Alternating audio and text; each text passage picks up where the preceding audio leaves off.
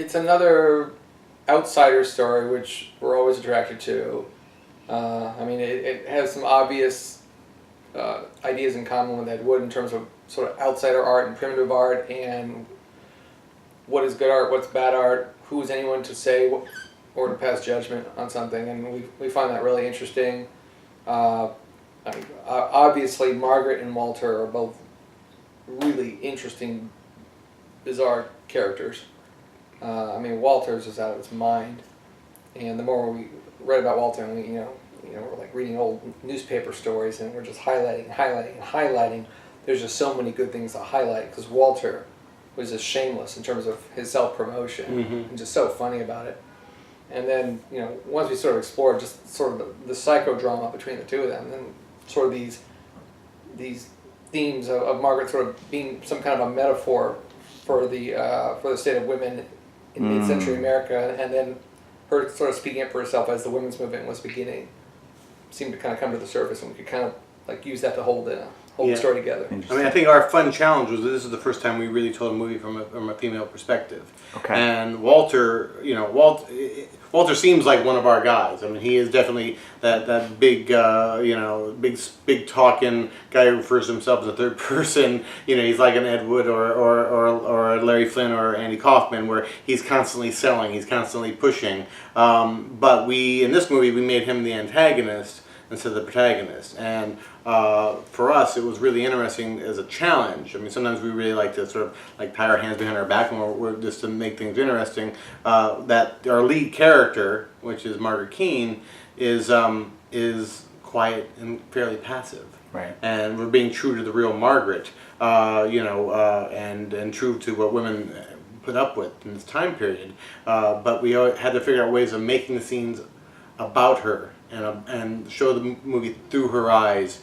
Yet the guy, Walter, has more lines, but we always have to be aware of the fact that it's Margaret's scene, and it was a very interesting tightrope to walk. It's important that the audience get pulled into liking Walter the way Margaret got pulled in. Yes. I mean, he had to be just a complete charming prince on a white horse in those first 10 to 15 minutes, where you're sort of happy she's marrying him. He seems like a good catch. Right. What's also weird about him is he's an interesting villain in that almost everything he promises he delivers on. You know what I mean? It's one of the reasons I think Margaret felt trapped for so long is that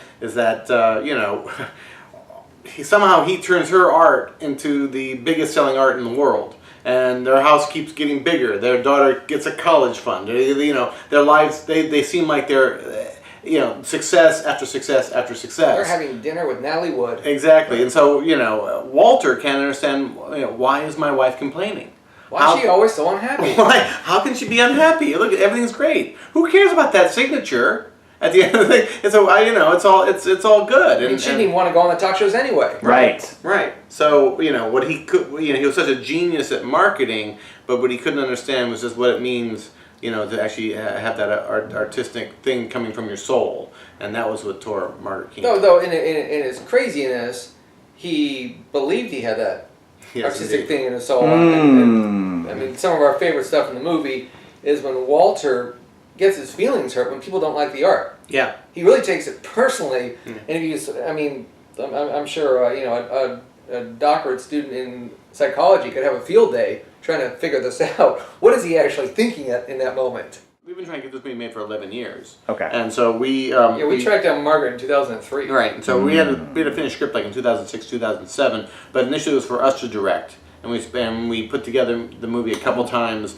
and it fell apart. And we brought in Tim as a producer to help us, Tim was great, and he was very supportive, and he loved Margaret's art, and he loves our work. So he was always an ally. He was very inspired. His own artwork was very inspired by Margaret. Yeah, correct.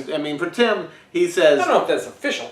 But he talks a little bit about that. When he was growing up, that was art. Yeah. In his family, there wasn't like going to the museums. He went, his grandmother would have a Keane, or he'd go to the doctor's office and there'd be Keanes. So there was that whole division of high art, low art. It was like, this is just art. Right. And so, but if you look at something like Corpse Bride or whatever, that character design feels very Keane-esque at times. Sure.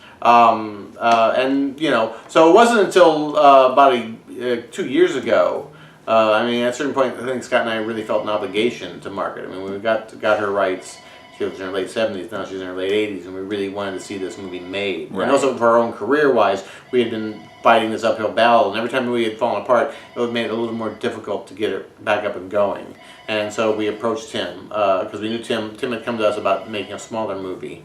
And Christoph Waltz was kind of serving the project at the time. And we kind of said to Tim, if you're interested, we would switch places. We'd be on producers, and you would direct it. And he was very like, I don't want you guys to resent this or whatever. Like, no. I mean, because Tim, we knew Tim would deliver. We knew Tim would do an amazing job with it. And also, we had such a great experience on Ed Wood, where he had shot our first draft. And this one, I mean, again, like Ed Wood, he had very few notes. Right. I mean, we were always doing, for the budget, for the schedule, kind of changes. But I don't think he really had any. I mean, I think he's basically he's amused by the stuff we write. So he sort of trusts. And that's all you want. We trust him as a director, and he trusts us as a writer. So it's actually a very good team. Well, we always joke that people think of Tim as this fantasy kind of director or an action director because of Batman and movies like Willy Wonka and Alice, but. In our experience with this movie and with Ed Wood, we think he's just a great director of actors. He's great at just a scene where a guy's applying for a job, with an actor and two desks or a desk, So, but what I think is really interesting is Tim's always been great with us and has been very faithful to what we write, but he brings his Tim Burtonness to that. And so I think when you watch Big Eyes, it's no mistaking that it's a Tim Burton film. But he basically can work within that realistic restraint.